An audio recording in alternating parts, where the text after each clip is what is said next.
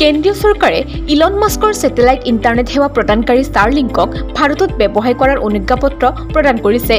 অৱশ্যে বজাৰত প্ৰৱেশ কৰিবলৈ আৰু কিছু সময় লাগিব।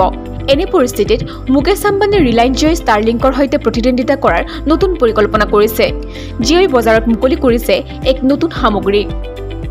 জানিব পৰা মতে জিঅ'ই ইতিমধ্যে তেওঁলোকৰ ৱাই-ফাই 6 ৰাউটাৰ মুকলি কৰিছে। জিঅ' AX6000 ইউনিভাৰ্চেল ৰাউটাৰৰ মূল্য প্ৰায় 6000 টকা। ৱাই-ফাই 6 ৰাউটাৰ অত্যাধুনিক প্ৰযুক্তিৰে নিৰ্মিত এক ৰাউটাৰ। ইয়াক ব্যৱহাৰ কৰি আপলোড আৰু ডাউনলোড দ্ৰুতভাৱে কৰিব পৰা যায়।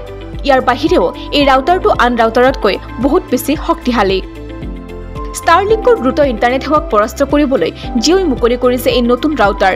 ইয়াৰ উপৰি জিঅ'ই এই নতুন ৰাউটাৰৰ সৈতে একেলগে 100টা ডিভাইচ সংযোগ কৰিব পৰা যাব বুলিও কৈছে।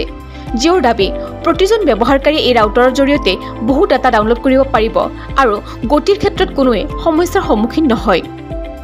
সকলো ৰাউটাৰৰ দৰে এই ৰাউটাৰত 2.4 গিগাহাৰ্টজ আৰু 5 গিগাহাৰ্টজ বেণ্ড দুয়োটাতে ব্যৱহাৰ কৰিব পাৰিব। ইয়াৰ উপৰি এই ৰাউটাৰত পাছৱৰ্ড সুৰক্ষিত কৰি ৰখাৰ বাবে এটা বিশেষ ব্যৱস্থা আছে। ঘৰতে হওক বা অফিচতে হওক এই লেন্সযুক্ত ৰাউটাৰে ব্যৱহাৰকাৰীক সৰ্বোচ্চ 6 Gbps গতি প্ৰদান কৰিব। নিউজ ডেস্ক ৰিপোৰ্ট, টিভি নানা আসাম ডিজিটেল।